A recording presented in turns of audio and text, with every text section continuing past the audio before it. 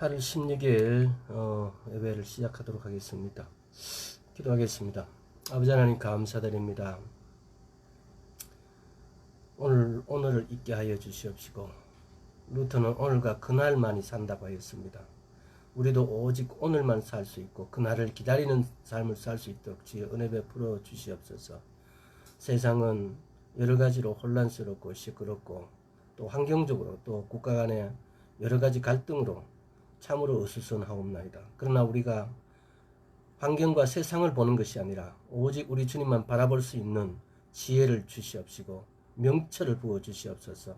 주님, 우리가 정치적으로 보수냐 진보의 편에 있는 사람이 아니라 오직 우리는 하나님께 속한 자, 우리는 오직 예수 그리스도 편에 선 자가 될 수 있도록 주여 은혜 베풀어 주시옵소서. 세상에 휘말려서 떠내려가는 자가 아니라 오직 주님 앞에서 주님과 함께 나아가는 자 되게 주여 통치하여 주시옵소서. 우리가 드리는 예배를 주님께서 시종을 주관하여 주시옵시고 우리 예배를 받아서 연락하여 주옵소서. 감사드렸고 예수 그리스도 이름으로 기도드리옵나이다. 아멘.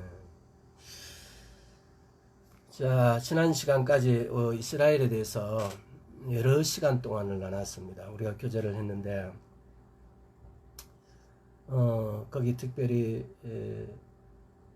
시온주의 왜 시온주의 의회가 만들어질 수밖에 없었던 일들, 포그롬이라든가 또는 디레피시 사건, 뭐 이런 것은 직접적인 영향이지만은 그러나 이미 수천 년 동안에 디아스포라 되고 그 두 갈래길이 디아스포라 되는 그 과정이 어째 두 갈래의 길만 있겠습니까? 여러 갈래인데 크게 두 갈래가 아주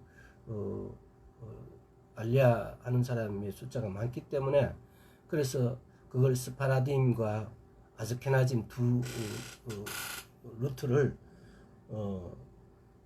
설명한 겁니다. 그래서 보면은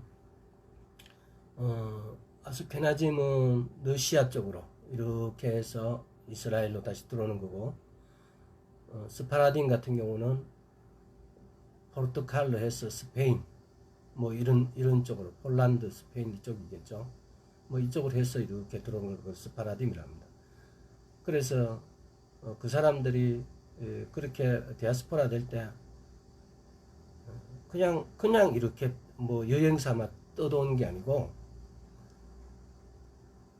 어느 지역에 정착해서 성장해서 좀 살만하면은 시기해서 질투하고 쫓아냅니다.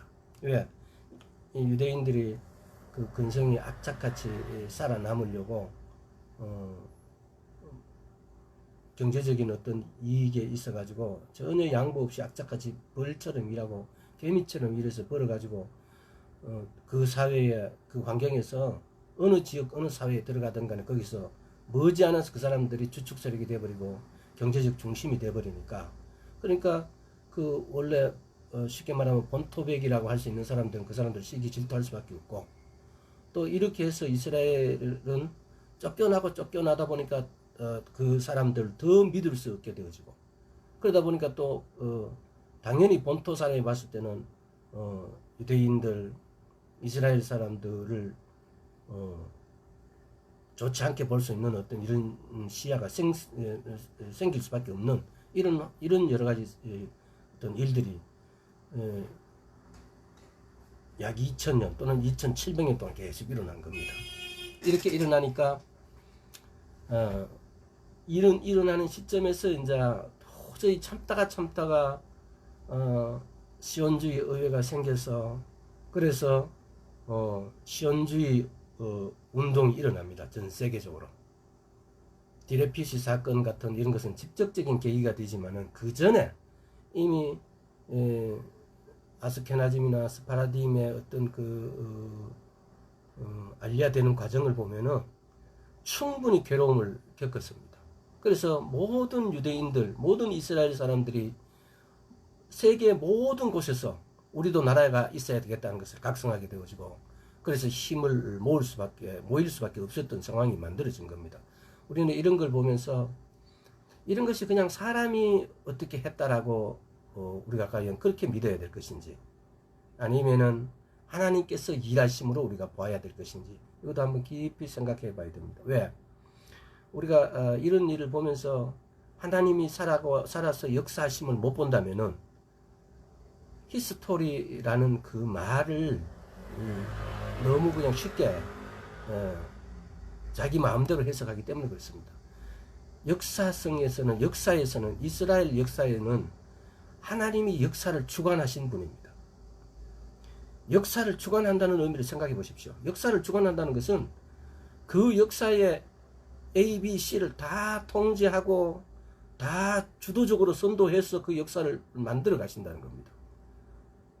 이런 부분들은 절대로 하나님이 아니시면 하실 수 없는 일들, 이런 것들을 우리가 지금 보면은 시온주의 의회라든지 그 다음에 벨푸어 선언, 또 산몰의 협정, 또 국제 연맹이 생겨지고, 그 다음에 1차, 2차, 3차, 4차의 중동 전쟁을 통해서 우리는 이런 걸 이스라엘이 어떻게 생성되어지고, 또 우리가 알리야를 통해서도 왜 우리가 알리야를 나 역시 거기에 포함시켜서 알리야를 생각해 봐야 되신다고. 그들이 번제로 들어줌으로 내가 구속을 구원함을 받을 수 있는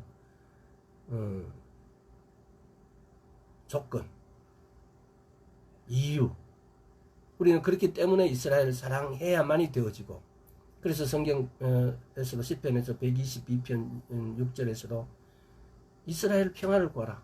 이스라엘을 사랑하는 자는 형통한다 그랬어요.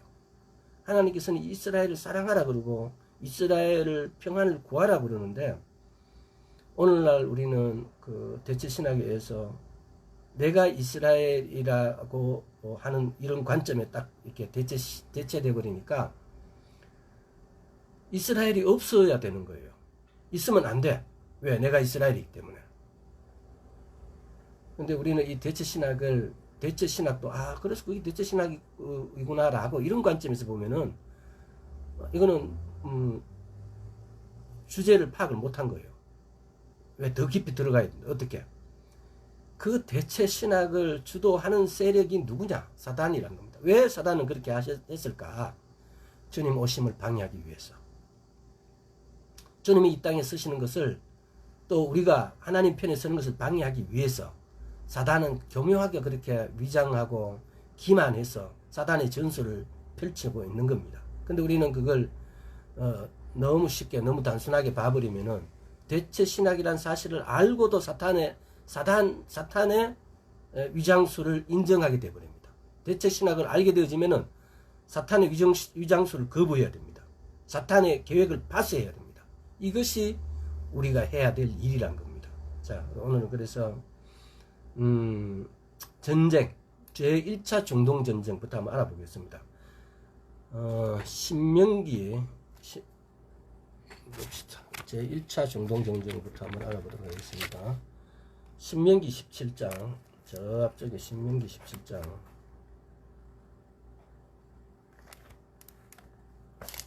자, 제가 찾으면은 바로 읽도록 하겠습니다. 신명기 17장, 아니, 신명기 17장이 아니라 사무엘상 17장. 신명기는 조금 이따가 찾아보겠습니다. 사무엘상 17장.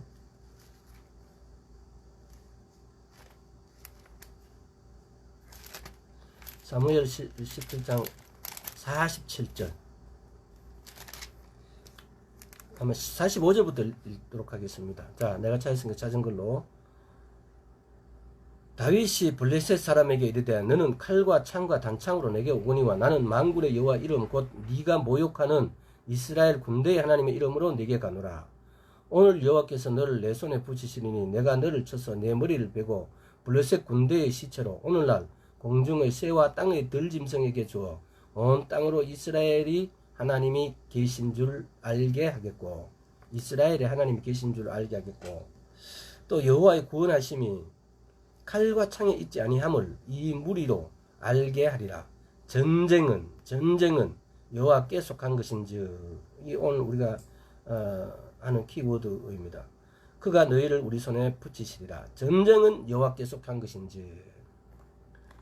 그 다음에 신명기 4장 34절.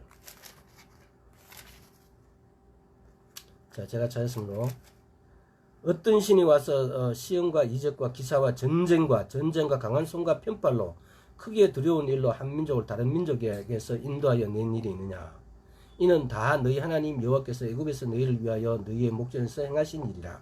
어떤 신이 와서 시험과 이적과 기사와 전쟁과 강한 손과 편팔로 크게 두려운 일로 한 민족을 다른 민족에게서 인도하여 낸 일이라.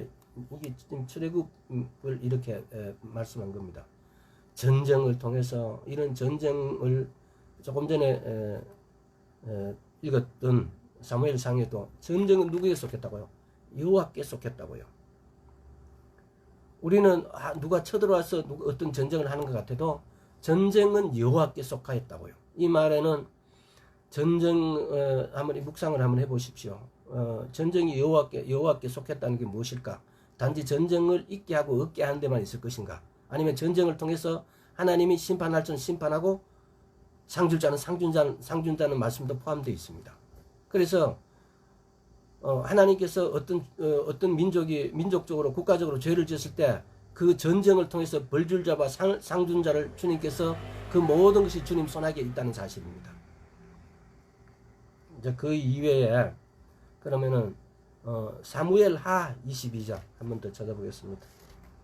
전쟁에 대한 것을 사무엘하 22장 40절. 이는 주께서 나로 전쟁케 하려고 능력으로 내게 띠띠우사 일어나 나를 치는 자로 내게 굴복케 하셨사오니. 이게 지금 시편 18장에도 18장 39절에 똑같은 말씀입니다.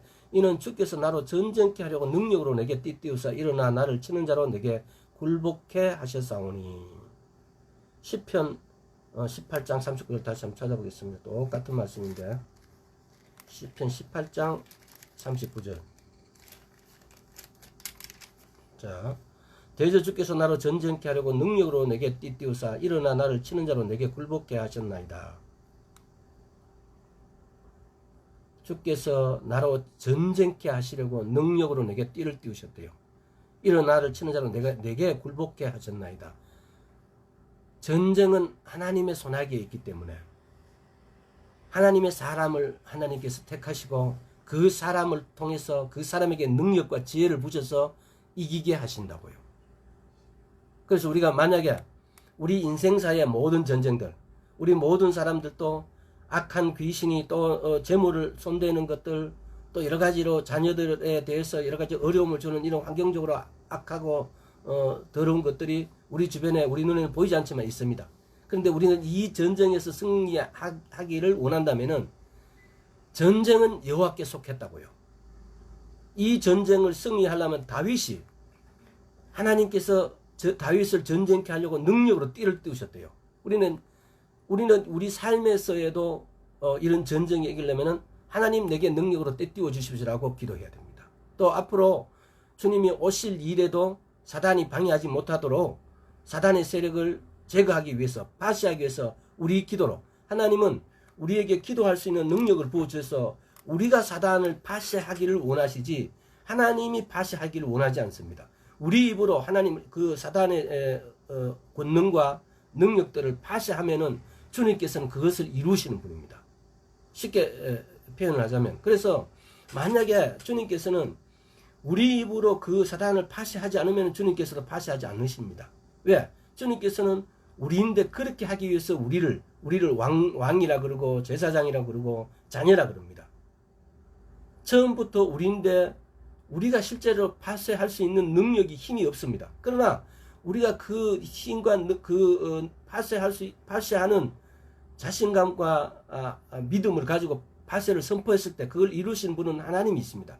그렇게 하셔놓고 그 파쇄한 상을 우리에게 주신 분입니다. 그래서 우리로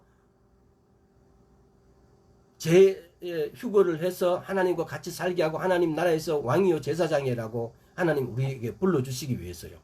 이걸 한번 여러분 그냥 이렇게 넘기지 마시고 묵상을 해보시기 바랍니다. 하나님께서 하실 수 있음에도 불구하고 우리를 대신해서 사용하셔서 이렇게 하시고 우리에게 상급을 주시려고.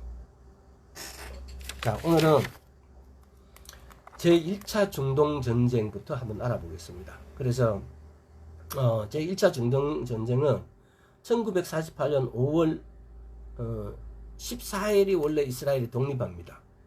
근데 독립함과 동시에 5월 15일 날 바로 전쟁이 일어납니다. 이걸 이스라엘 편에서는 이걸 이스라엘에서는 독립전쟁이라 그러고, 팔레스타인 편에서는 알-나크바이라 갖고 대재앙이라 그래요. 근데 이 독립전쟁에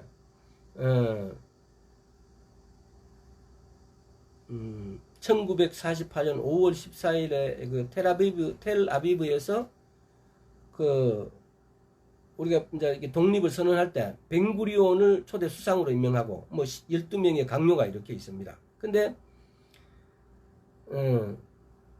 벤구리온이 독립을 선언하는 그 강요들도 사실은 굉장히 이 전쟁에 대해서 불안해하는 거죠. 승리를 할 수 없다고. 근데 어쩝니까? 그들이 쳐들어오니까. 근데 이때에 쳐들어온 나라가 어떤 나라냐라면은 이스라엘 주변에 뺑 둘러가면서 있는 나라예요. 이건 아마 시편 83편에 있는 나라들 거의 똑같아요. 그래서 제가 한 번씩 시편 83편의 전쟁이 과연 이게 이루어진 것인가 라고 의심을 할 때도 있습니다. 왜냐하면은 이 전쟁이 1차, 2차, 3차, 4차 전쟁은 시편 83편에 나와 있는 전쟁과 거의 흡사해요. 그런데 문제는 뭐냐면은 시편 83편의 전쟁이 이루고 난 다음에 땅이 회복돼야 되는데 과연 그만한 땅이 아직 회복되지 않았다는 거. 자, 그래서 이런 걸 간도에 관심에 두면서 여러분 말씀 보고 이렇게 기억하시길 바랍니다. 이때 참가한 전쟁의 상대 적국이 누구냐? 이집트. 그때는 트랜스 요르단, 오늘날은 요르단이라는데 그때는 트랜스 요르단이라 그래요. 이라크. 자, 이집트, 트랜스 요르단, 이라크, 사우디아라비아, 시리아, 레바논, 예멘, 그리고 한 나라가 더 있죠. 팔레스타인. 이렇게 해서 8개 나라가 쳐들어옵니다. 그때 인구를 한번 비교해 보겠습니다. 그때 인구는 유대인은 약 65만 명 정도. 막 독립해갖고 이제 막 이렇게 1880년대부터 이렇게 알리아가 돼서 예루살렘하고 그때 당시에 뭐 이렇게 그 유세비오라든가 뭐 이런 우리 그 사도들 사도라 그래야 됩니까? 아니 사도가 아니고 이런 분들이 중세권에 있는 분들이 이런 분들이 그 이스라엘에 다녀와 가지고 이스라엘은 적막하더라. 성이 다 파손돼 가지고 너무 사람이 살 수 없는 지경이 돼 있었다고 그래요. 근데 그때 이제 1800년대 19세기 이제 후반경 중반 이때부터 19세기 후반이라는 게 아마 정확하겠죠. 19세기 후반부터 1880 뭐 이때부터 이제 이스라엘들이 들어옵니다. 아주 소규모로. 근데 그때 하여튼 유대 인구는 약 65만 명. 근데 그 주변국 인구는 얼마냐? 1억 2천만 명. 이 8개 나라 인구가. 그러니까 쉽게 말하면은 이걸 나누면은 185대 1 정도의 싸움입니다. 이 게임이 안 되는 겁니다, 이게. 그래서 우리가 아까 전에 조금 전에 읽었던 사무엘상에서 전쟁은 여호와께 속했다는 거. 제가 군대에 있을 때에 옛날에 읽은 책이 있는데 전쟁사를 간단하게 이렇게 여러 책들이 있는데 그거 보면 지금 그 책에 대해서 정확히 제가 기억은 할 수 없는데 전쟁사를 보면은 유대인들이 집에 이렇게 갇혀져 있는데 뺑 돌아가면서 이렇게 예를 들어서 이렇게 아랍 군인들이 공격을 해요. 근데 나중에 보니까 그 총을 막 쏠 거 아닙니까? 뺑 돌아가면서. 근데 보니 총알이 전부 들어가 주머니에 다 있더래요. 이런 기적들이 막 일어나요. 또 한 사람이 일개 중대 뭐 일개 막 대대 이런 병력들을 한 사람이 자기가 자기 부대에서 떨어져 나가지고 혼자 이렇게 헤매고 있는데 앞에 적들이 항복을 해요. 그래서 병사가 너가 왜 나는 혼자고 나는 이렇게 헤매고 있는데 너가 내인데 왜 항복하냐라니까 그 사람들이 하는 말이 우리는 사람하고는 싸울 준비인데 천사들하고는 싸울 준비가 안 돼 있다. 네 뒤에 천사가 엄청 있더래요. 그래서 그 한 사람이 그 많은 사람들을 끌고 본진을 들어갔고 포로를 잡고 끌고 가요. 뭐 이런 것들이 제가 지금 자세하게 이렇게 그때 본 게 너무 오래돼서 자세하게 말씀드리는데 유대 전쟁사를 보면은 정말 우리말로 해석이 안 되는 이런 부분들이 있어요. 그래서 전쟁은 하나님의 것입니다. 하나님께 속한 것입니다. 어떤 나라에서 어떤 일이 벌어져도 전쟁은 하나님께 속했습니다. 우리 개인적인 전쟁사뿐만 아니라 나라와 국가 간의 나라와 나라 사이의 전쟁도 하나님께서 주관하십니다. 그래서 우리는 이스라엘의 전쟁을 보면서 이스라엘의 전쟁을 그냥 보는 게 아니고 하나님의 일하심의 손으로 하나님의 일하심의 관점에서 이 전쟁사를 봐야 됩니다. 그러면은 하나님께서 흩으시고 모으시는 때 어떻게 전쟁을 통하고 이렇게 모으신다는 걸 알 수 있게 되어집니다. 자, 그때 한번 보십니다. 그때 이스라엘과 이게 아랍 간의 군사력을 보면 이스라엘은 처음에는 거의 뭐 얼마 되도 안 해요. 왜 갑자기 전쟁이 일어나 버리니까. 예를 들어서 영국군이 막 철수하고 난 다음에 바로 전쟁이 일어나 버리니까 무기도 없죠, 사실은. 무기도 없고 군대로 편성되어 있지도 않고. 근데 그때 당시에 하가나가 약 35,000명인데 이 하가나는 뭐냐라면은 알리아한 유대인들이 1920년 정도에 아랍인들의 공격을 방할 목적으로, 그러니까 민병대죠. 그냥 쉽게 말하면 아랍인들 공격 막 하니까 이 아랍인들을 막을 방법으로 군인이 아니고 그냥 민병대를 조직해 난 거예요. 그런데 이제 이때 이스라엘이 독립되면서부터 정규군으로 IDF로 편입되어집니다. 근데 하여튼 그때 하가나가 한 35,000명 정도 있고 소총이 한 10,000자루, 그 다음에 702점의 경기관총, 2,666 기관단총, 186정의 기관총, 2인치 박격포 672문, 3인치 박격포 92문, 이게 이스라엘 전부예요. 갖고 있던. 왜? 이스라엘도 그때 당시에 독립과 독립되기 전에 영국이 주둔하고 있다. 영국이 떠나가요. 그럼 영국은 떠나갈 때 뭐 어떻게 하냐라면은 영국이 떠나가면은 그 아랍들은 어떻게 이야기하냐라면은 그 이스라엘을 갖다가 지중해로 몰아넣어버리겠다 그래요. 아랍국들이 이스라엘 전부를 갖다가 우리가 확 다가서 밀어가지고 지중해를 몰아넣어 몰살해버리겠다 이래요. 그런데도 영국은 철수를 해요. 하여튼 그런 상황은 나중에 이게 전쟁사를 재밌게 이렇게 만들어 놓은 책들도 많이 있으니까 그걸 보시면서 이게 왜 이렇게 됐는지 읽어보면은 또 일정의 흥미도 있습니다. 그래서 이스라엘군 3명당 소총이 한 1 내지 2정. 이게 뭐 예를 들어서 소총도 한 사람 앞에 하나가 없는 상태죠. 또 아랍은 어떠냐면은 아랍은 그 8개국 나라가 요르단은 사시문 야포 75대의 장갑차, 이게 탱크가 있는 거죠. 장갑차가 있고 6,000 내지 12,000명의 정규군이 있고, 이게 쳐들어온 그 요르단만 그렇게 막 제대로 된 정규군이 있는 거죠. 시리아는 12,000명의 보병연대가 있고 전차 대대도 있고, 또 레바논은 3,500명을 갖다 파송하고, 이집트는 한 1에서 2만 명, 또 공군은 한 30기 정도, 또 C-47기가 또 뭐 20기, 이라크는 약 5,000명을 파병하는데 나중에는 한 15,000에서 18,000명 더 증가해서 파병합니다. 사우디는 약 800명, 예멘은 아주 소규모로, 팔레스타인 해방기구 그때 지금 유다와 사마리아 지역, 웨스트뱅크 지역에 있는 사람이 11,000에서 한 12,000명.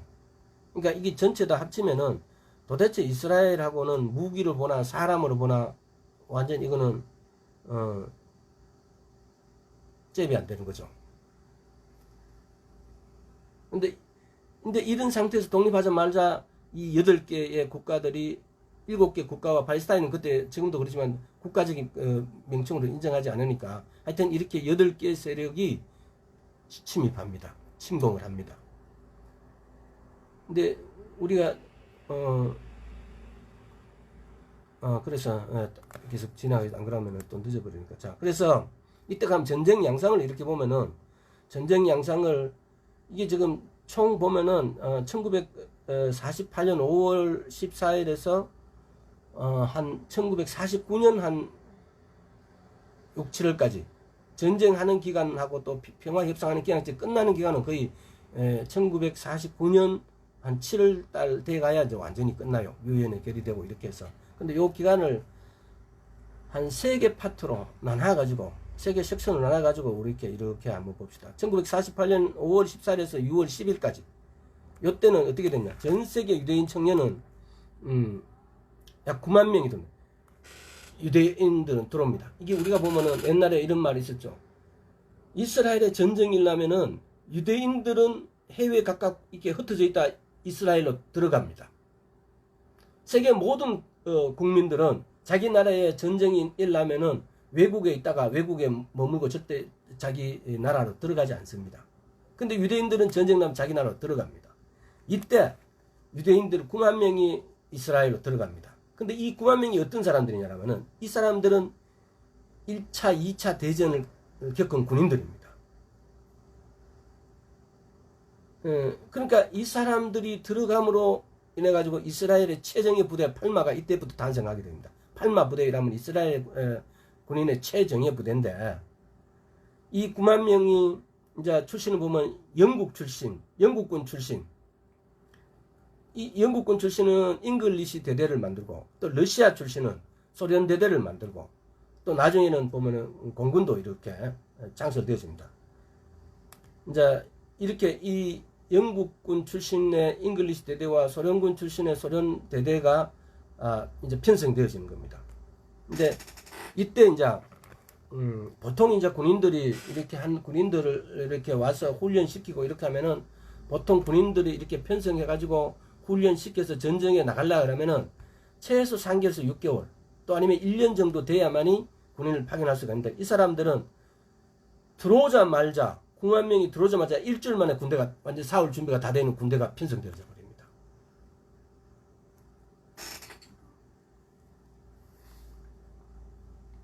그러니까 이스라엘은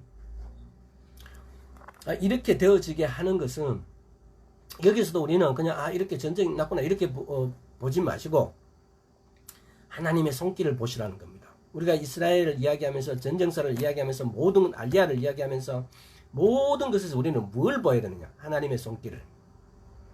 왜 1차, 2차 전쟁에 이스라엘 사람들은 자기 나라 독립을 위해서, 또는 거기 그 영국군이나 프랑스군의 기타 다른 러시아군의 독일군하고 저항하기 위해서 거기에 들어가서 군복무를 해야 될, 목숨을 걸고 군복무를 해야 될 이유가 없는데 이 사람은 거기서 목숨을 걸고 군복무를 합니다. 이렇게 하여서 이스라엘의 독립이 되었을 때, 이스라엘의 이 아랍 8개국이 쳐들어왔을 때 이스라엘 와서 군인이 되어집니다. 이게 과연 우연이었을까? 2차 세계대전에 이 9만 명이라는 사람들이 2차 세계대전에 참여해서 아주 베스트 군인이 되어져 있는 이런 상황이 그냥 우연이었을까? 하나님께서 이스라엘의 독립에 쓰기 위해서 사전에 썼다고 한번 생각해 보십시오. 그러면 하나님이 하시는 일은 얼마나 준비하시고 꼼꼼하시고 얼마나 완벽하신지. 자, 그래서 니림 전투라는 게 있습니다. 이거는 이집트군이 이집트하고 팔레스타인, 이집트와 팔레스타인 접경 지역의 니림이란 곳에서 니림이란 곳을 이집트가 공격을 합니다. 전차와 장갑차와 또 한 800명 정도의 군사력으로 가지고 니림 지역을 공격하게 됩니다. 근데 이때 니림 지역의 이스라엘 사람들은 한 39명 내지 45명 밖에 없었어요. 그냥 그것도 주민들. 이스라엘 사람들 그 주민들이 있었다면 하나의 집단 농장 개념이겠죠. 기부츠 개념.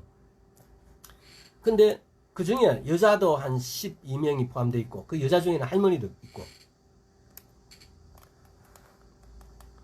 그래서 그 니림 지역에 이스라엘은 소총이 21점, 기관총이 1점, 박격포 1점, 이 정도.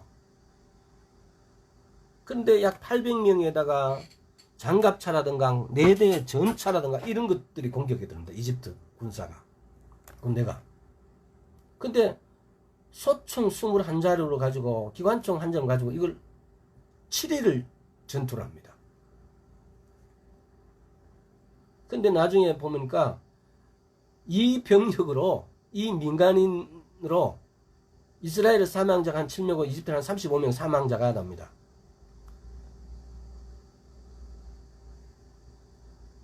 근데 이때 보면은 이집트의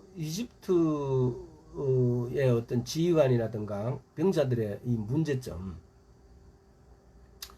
지휘관부터 도망가 버려요. 그러니까 병사들은 지휘관을 찾다가, 아니 뭐 하라고 그래놓고 지휘관이 도망가 버리고 없어. 왜냐하면 지휘관들은 다 귀족의 자녀고 군대도 잘 몰라. 근데 이 사람들이 귀족 집안의 자녀다 보니까 지휘관을 오는 거예요. 지휘관을 와갖고는 겁나고 안 됐다 싶으면 냅둬버리고 그냥 도망가 버리는 거야. 그러니까 이 정도의 군대.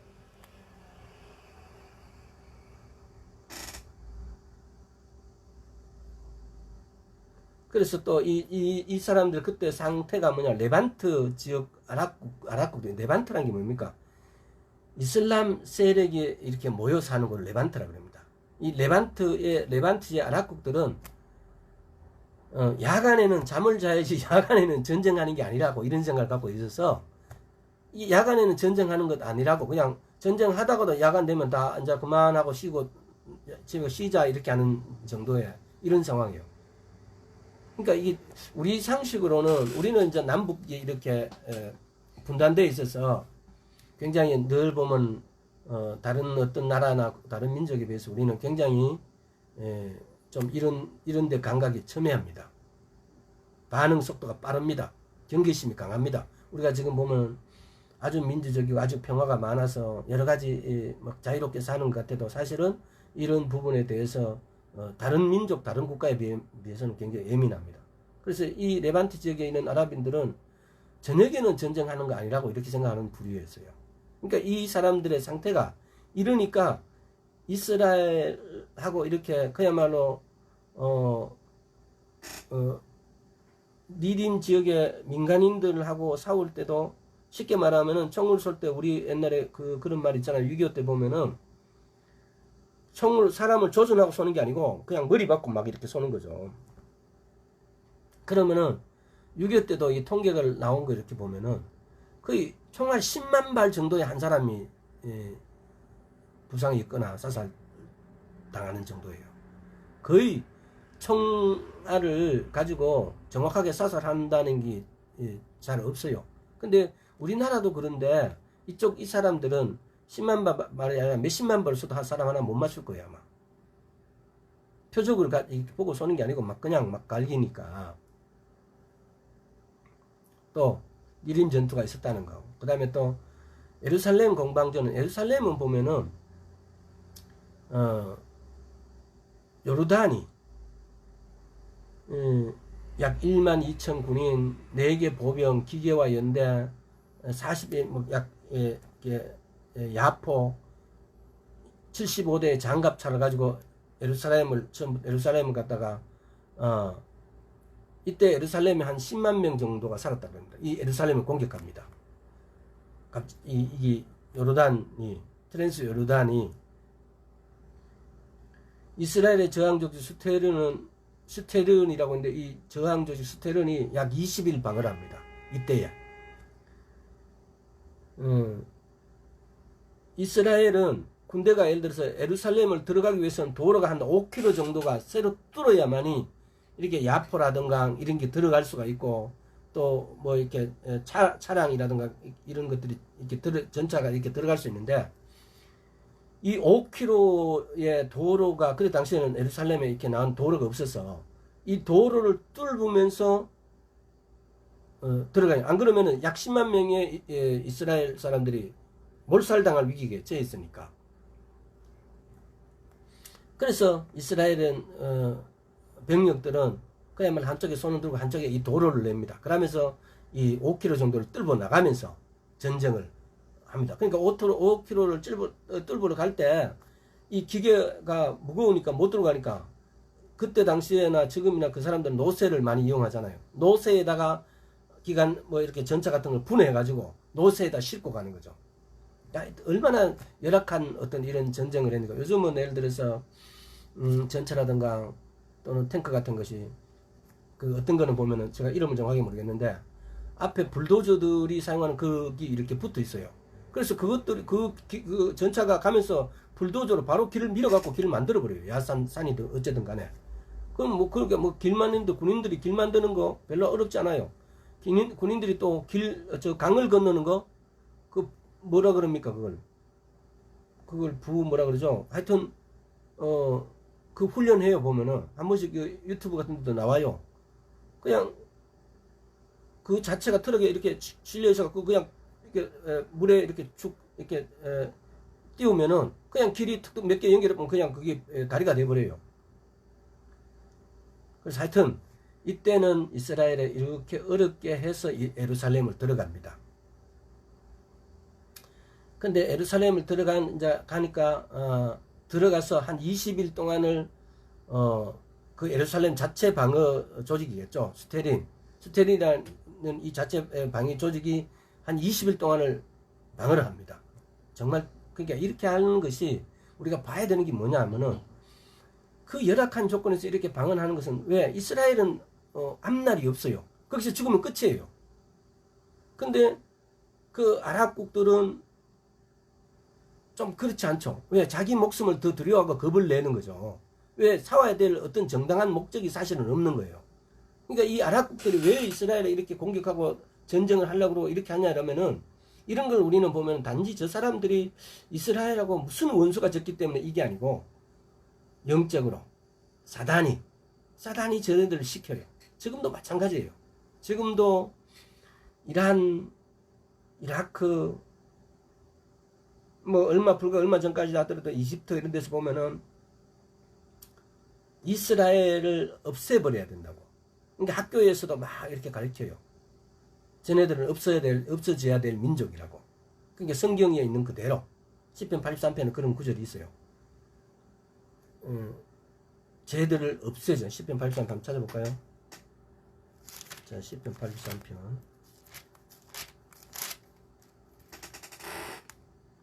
12절. 저희가 말하기를 우리가 하나님의 목장을 우리의 소유로 취하자 하였나이다. 아니 이게 아닌데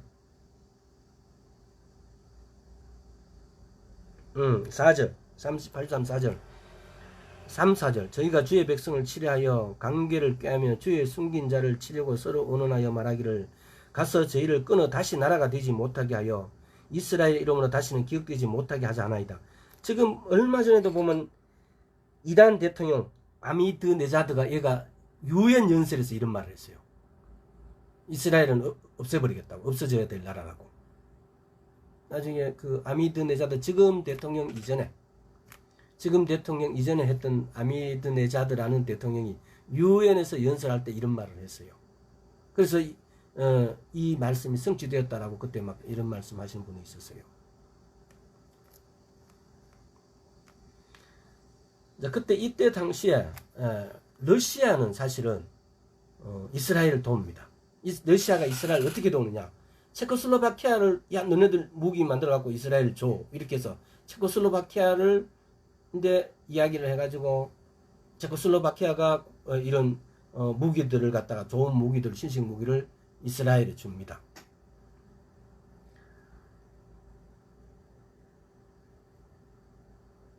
그래서 이때 이제 24일 만에 6월 11일 날에 버마 도로로 버마 그때 그렇게 해서 그 만든 도로로 예루살렘으로 들어가는 도로가 이름이 버마 도로라 그래요. 버마 도로가 뭐냐라면은 2차 대전 당시에 미국이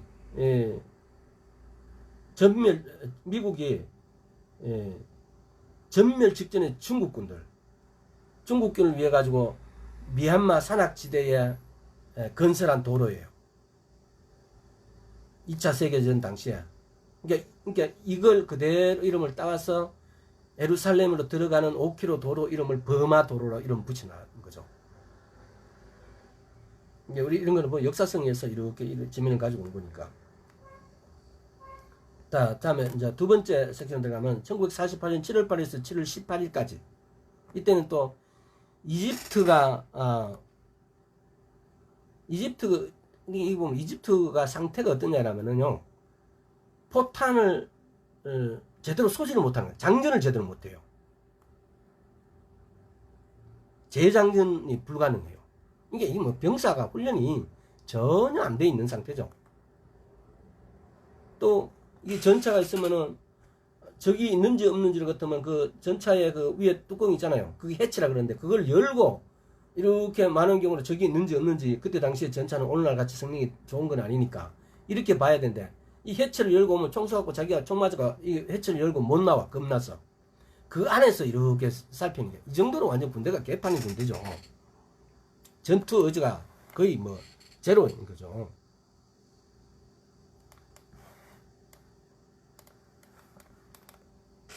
그러니까 이게 이집트의 군대는 완전히 정말 이런 거예요. 장교부터. 그러니까 이 장교가 그러다가 막 전쟁 상황이 불리해지면은, 전황이 불리해지면은 전차고 뭐고 다 버리고 도망가 버리는 거죠.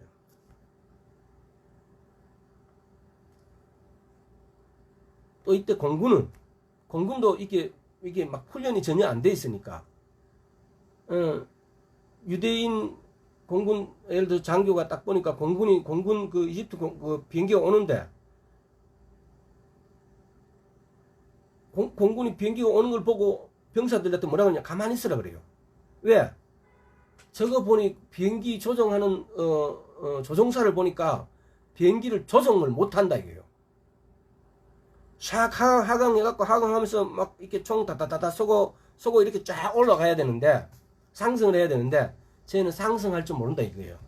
그러니까 오면 그냥 그대로 갖고, 왜냐면은 앞산하고 비행기가 그렇게 우리가 뭐 차만큼 그 회전 반경이 그렇게 짧은 게 아니기 때문에 충분한 회전 반경이 있어야 이렇게 상승을 할 수 있는데, 아까 상승 못하고 그대로 산에다가 박아보는 거예요. 이 정도로 이집트 군대가 훈련되어 있지 않았어요. 그러니까 이런 걸 이제 전쟁이 처음에 시작됐을 때는 이스라엘이 너무너무 불리하고 부족했는데, 이스라엘은 2차 세계대전 참여한 9만 명이 들어와서 이제 대대를 러시아 대대, 소련 대대, 예를 들어서 뭐 이런 이름을 갖다가 소련 대대, 또 잉글리시 대대, 영국에서 이렇게 참여했던 사람들, 이런 걸 만들어 가지고 막 9만 명이라는 숫자가 적습니까?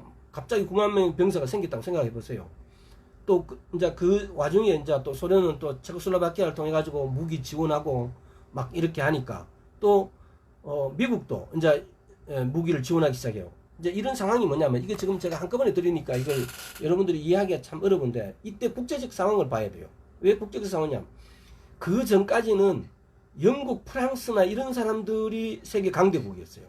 근데 2차 세계대전이 일어나고부터는 소련과 미국이 영국이나 프랑스가 자리했던 그 세계 주권국으로서의 위치가 미국, 소련으로 넘어가요. 그때부터 이제 사실 이제 러시아와 미국이 공산주의냐 민주주의냐는 이런 이데올로기로 들어가죠. 그래서 처음에 러시아, 그러니까 소련이 이스라엘을 도와준 이유는, 이스라엘을 도와주면은 이스라엘이 왜 그때 당시에 이스라엘의 군부나 이스라엘 정치 지도자들이 누구였느냐? 다 러시아에서 귀화한 이런 사람들이 많아요. 그러니까 사회주의, 공산주의 개념을 오히려 더 이해하고 있는 분이라서, 우리가 이스라엘을 도와주면 쟤네들은 우리 편이 될 것이다 라고 이렇게 생각했던 거예요. 근데 나중에 그 반대되니까 이제 러시아가 이스라엘로부터 떠나버리죠. 이스라엘을 오히려 반대편에 서죠. 그때부터, 그러고 난 다음부터는 지금까지 러시아가 중동 정책을 이렇게 보면은 지금 가까운 것 같은데도 항상 이스라엘 반대편에 서 있습니다. 그래서 나중에 공마곡 전쟁 이렇게 보면은 공마곡 전쟁의 주체가 러시아가 되어 있는 겁니다. 자, 이제 이게 세 번째 섹션을 보면 1948년 10월 15일에서부터 49년 3월 10일까지 이제 이때는 원래 3만 명에서 이제 9만 명 민병이 들어오고 이러니까 약 10만, 뭐 갑자기 막 이게 병사가 엄청 이렇게 늘어나니까 이제 반격 작전을 하는 거죠. 반격 작전을 하니까 반격 작전 할 때 목표가 뭐냐? 갈릴리 지역, 갈릴리 북부, 그 다음에 요단강, 서한, 요단강, 서한, 요단, 서한이 어딥니까? 팔레스타인이란 말입니다. 유다 사마리아 지역이다 이 말이에요. 그다음 네게브 사막, 이 밑에 네게브 사막죠. 또 부엘세바 탈환하는 거.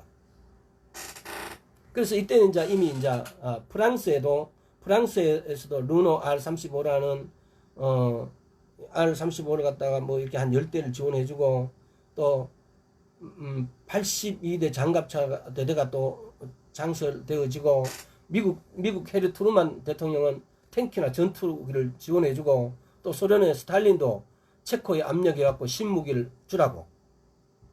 이제 이때는 뭡니까? 미국하고 소련이 영국과 프랑스 자리를 대체해가지고 서로 이스라엘을 자기 편, 어떻게 보면 이스라엘을 자기 편으로 만들려는 어떤 궁극적인 생각이 있는 거죠. 그래서 미국과 소련이 같이 지원을 합니다. 이스라엘. 당시에 이스라엘 정치가들은 대부분은 갖다가 이제 조금 전에 이야기했죠. 동유럽 소련에서 이렇게 귀화한 사람들, 알리아한 사람들이었어. 이제 우리는 이런 전쟁을 보면서도 여기서 우리가 아주 키포인트로 생각해야 될 게 있습니다. 미국이 도와주고 소련이 도와주고 어떻게 하고 왜 이집트의 군사들은 저렇게 엉망일까 이렇게 하는데 여기에 우리가 주요 관점은 뭐냐? 이런 사실들이 이런 전쟁이 있었다에 아는 것을 우리가 목표로 두면은 그거는 하나밖에 성공하지 못하는 거예요. 우리는 뭘 앞선 관점 이렇게 우리가 앞서서 어떤 관점으로 이 성경을 보고 이 전쟁을 봐야 될 것인가에 대한 문제입니다. 이게 뭐냐? 하나님의 일하심.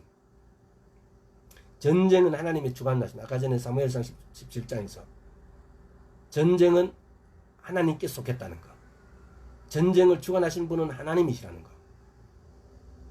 그래서 하나님께서 여러분 한번 생각을 해보세요. 이거는 그냥 제가 이렇게 전하면서도 이 전쟁을 유대인이 이겼다라고 이겼다라 이것은 그야말로 공상소설 하나 쓰는 건 똑같아요.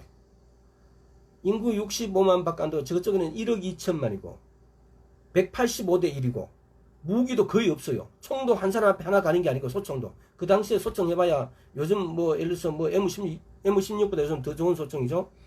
그런 소총이겠어요? 아닙니다. 그냥 뭐 화약 넣고 막 이렇게 쏠 수 있는 거 이런 거죠.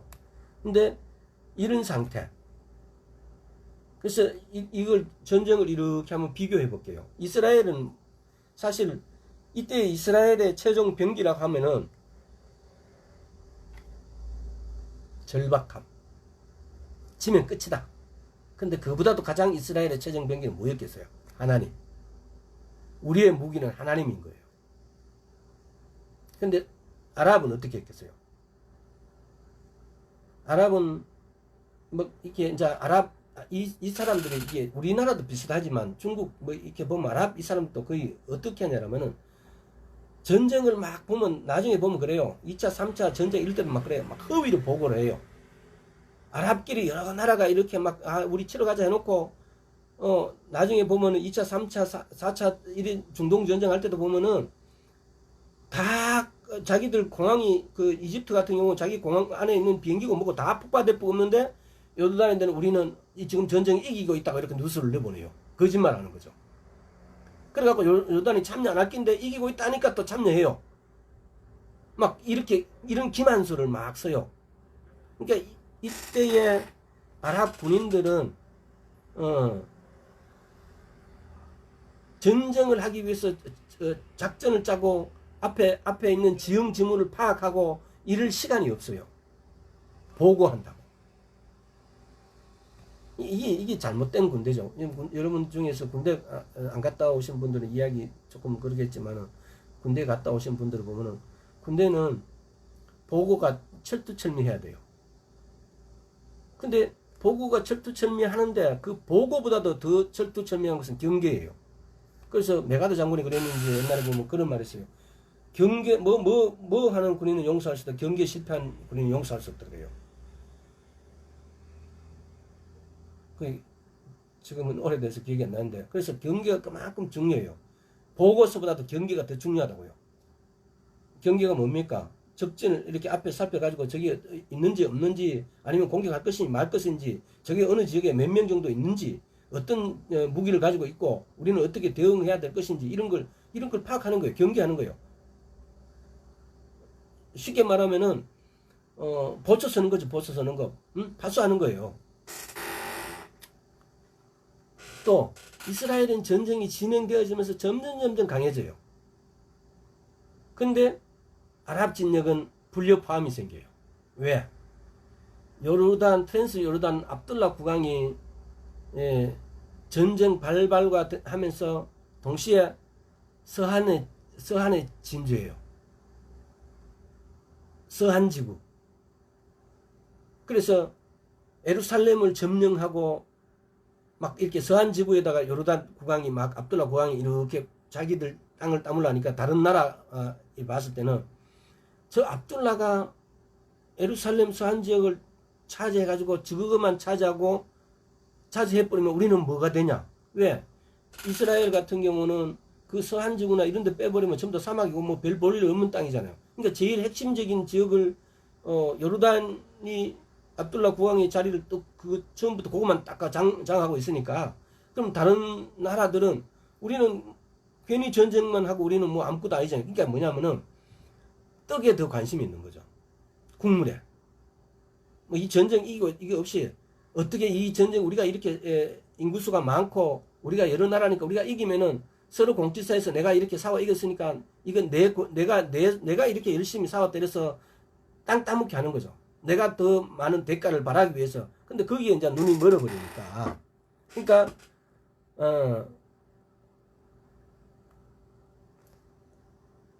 요르단 국왕 압둘라 국왕은 의심하게 되는 거죠.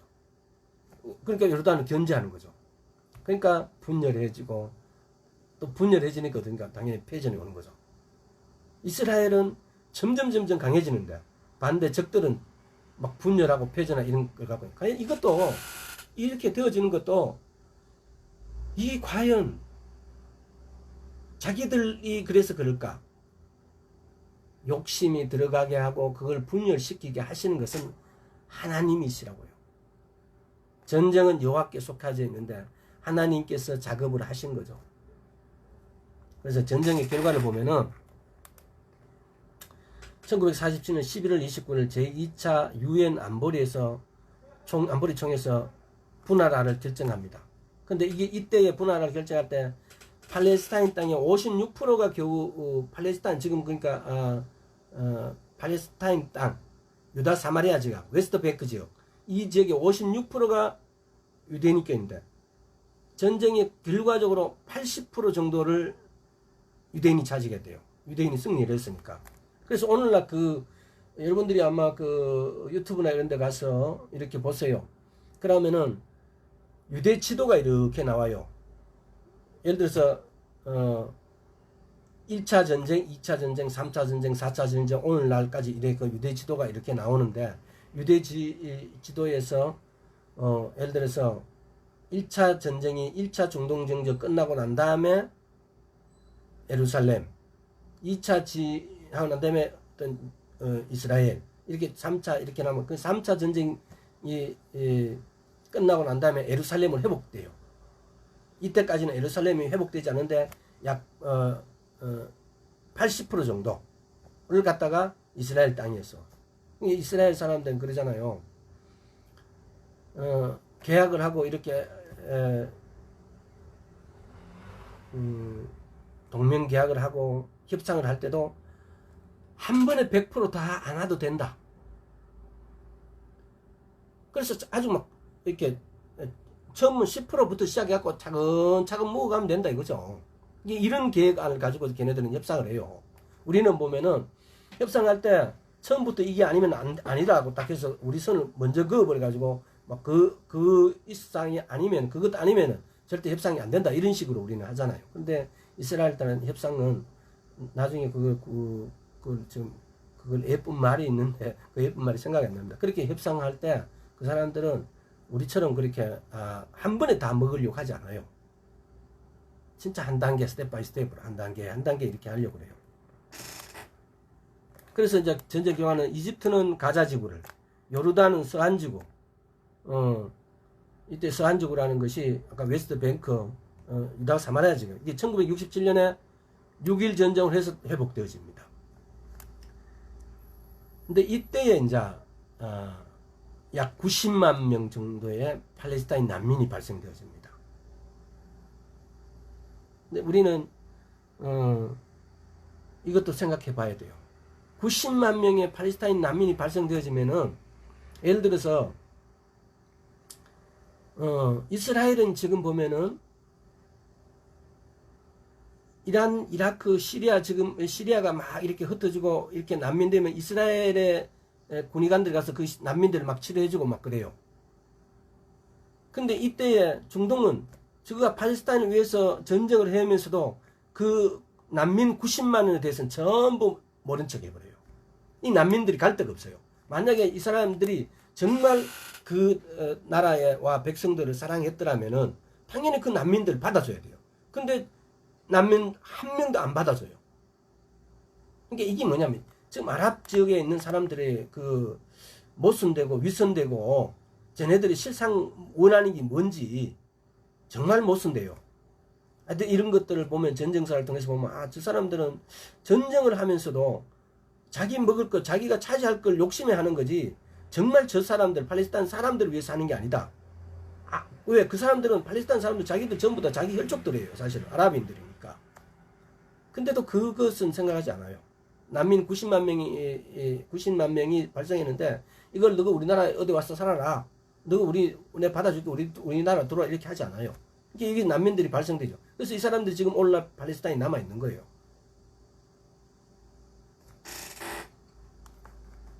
또 이때 이제 이집트에서는 나세르가 정권을 잡아요.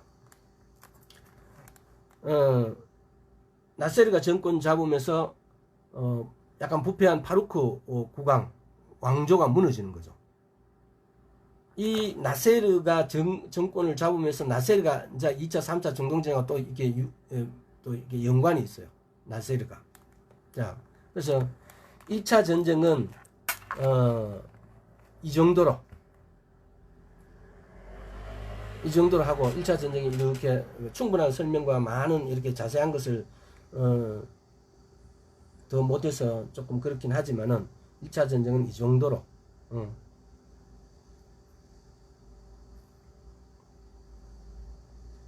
사무엘하 22장 40절 한번 봅시다.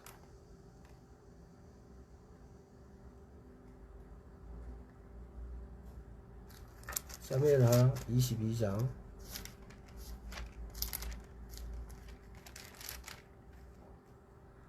40절. 이는 주께서 나로 전쟁케 하시고 능력으로 내게 띠띠어서 일어나 나를 치는 자로 내게 굴복케 하셨사오니. 아까 10편 18장에도 그대로 있었죠. 하나님은 전쟁은 하나님께 속했습니다. 우리는 이스라엘 중동전쟁 1차 전쟁을 보면서 전쟁이 하나님께 속했다는 사실을 우리는 기억해야 됩니다. 더불어서 우리 인생사도 하루하루가 전쟁이잖아요. 우리 인생사도 어떻게 살아갈 것인지, 어떻게 살 것인지, 또 여러 가지 어떤 부족한 상황들을 직면하게 되어지고 어려운 환경에 직면하게 되어지는 것은 이건 달리 표현하면 전쟁입니다. 그래서 하나님은 나의 이 어려움, 환난 이런 걸 통해서 나를 의대로 이끄시려고 나를 전쟁케 하실까? 이스라엘의 전쟁사를 보면서 우리가 배워야 될 것은 그런 것이라고 생각되어집니다. 1차적으로는 하나님께서 나로 이렇게 공급함과 공궁함과 여러 가지 환난에 나를 이끄심은 나를 어디로 주님께서는 인도하고 싶어 하실까? 내가 어떻게 하시기를 원하실까? 우리는 이렇게 할 때 하나님께서는 뭡니까? 이것은 뭐라고 생각하십니까? 하나님께서 나를 부르심입니다. 하나님의 음성입니다. 내 인생의 공급함을 주신 것은 하나님께서 하나님의 음성으로 지금 나를 부르고 계시는 거예요. 누구야? 내가 널 사랑한다라고요. 넌 내게 오라고요. 이게 첫째적인 것이고, 두 번째는 우리가 이스라엘 전쟁사를 통해서 우리가 알아야 될 것은 뭡니까? 우리가 이 전쟁에 지금 참여하지 못했지만은 앞으로 오는 전쟁에는 우리는 여기 참여해야 됩니다. 그것이 영적이든 간에 육적이든 간에, 또 우리가 만약 육적으로 못한다면 재정적으로라도, 또 기도로라도. 왜? 내가 이제 이스라엘이기 때문에. 만약에 이스라엘의 어려움을 내가 뭐 그 사람들이 어렵든 말든 내하고 상관없다, 또는 내가 나는 어떻게 내가 이스라엘 갈 수도 없고 어떻게 할 수도 없으니까 나는 그냥 바라볼 뿐이다 라고 이렇게 하신다면은, 여러분이 어려움에 처했을 때도 하나님께서는 나도 네 하는 거 나는 너무 멀어서 니도 못 가겠다라고 말씀하십니다. 이스라엘 전쟁사를 통해서 여러분 이제 1, 2, 3, 4차 전쟁이 중동전쟁을 치렀습니다. 앞으로 어떤 분은 3, 4, 7차 전쟁이 있을 것이라고 이야기하는 분도 있고, 앞으로 전쟁이 일어날 것에 대해서 우리는 잘 모릅니다. 그러나 분명한 것은 꼭 마곡 전쟁이 있을 것입니다. 그것이 휴게 전인지 휴고 후인지 그건 차후에 따져보기로 하고, 지금 이스라엘에서 여러 가지 일어나는 이 전쟁이라든가 이스라엘의 여러 가지의 외신으로 우리가 들리는 이런 일에 대해서 우리가 아무 신경 안 쓴다면은 하나님께서 너 모른다라고 말할 수도 있습니다. 우리는 구원에 대해서 우리 스스로가 방관하고 있는지도 모릅니다. 우리는 이스라엘 중동 1, 2, 3차 전쟁, 오늘 1차 전쟁을 통해서 우리는 이 전쟁 안으로 들어가야 됩니다. 우리는 내가 이스라엘이라는 사실을 명심하고, 내가 이 전쟁 안에 들어가서 내가 애달파하고, 내가 용기를 내고 지혜를 구해서 내가 하나님께 이 전쟁에 승리해달라고 우리는 구해야 됩니다. 이렇게 말하니까 무슨 장난친 이야기죠. 왜 이 전쟁은 이미 끝났는데 그건 무슨 전쟁이에요? 앞으로 올 이스라엘 전쟁에 대해서요. 우리가 이스라엘이 되었다는 사실은 앞으로 올 이스라엘 전쟁에 우리는 영적으로 육적으로 참여를 해야 됩니다. 오늘 여기까지 하겠습니다. 주님 감사합니다. 오늘 우리가 이 말씀을 먹고 듣는 모든 사람들이 내가 이스라엘임을 명심하고, 우리 개인적인 전쟁, 또 앞으로 올 이스라엘에 대한 전쟁에 내가 어떤 입장으로, 내가 무엇으로 저들에게 참여할 것이고 무엇으로 저들에게 도움이 될 것인지 우리는 깊이 생각하고, 하나님께서 허락하신 모든 것에 우리 영혼력을 다해서 우리 힘을 다해서 도와야 된다고 우리가 느끼기를 원하고 깨닫기를 소원합니다. 아버지 하나님, 아직까지 이스라엘에 대해서 다소 한 발 떨어진 감각이었다면 이제 내가 이스라엘임을 명심하고, 내 일 가치가 아니고 내 일 이름을 명심하고 참여하고 열성으로 거기에 참여하기를 소원합니다. 주님 도와주시옵소서. 감사드렸고 예수 그리스도 이름으로 부르드리옵나이다. 아멘.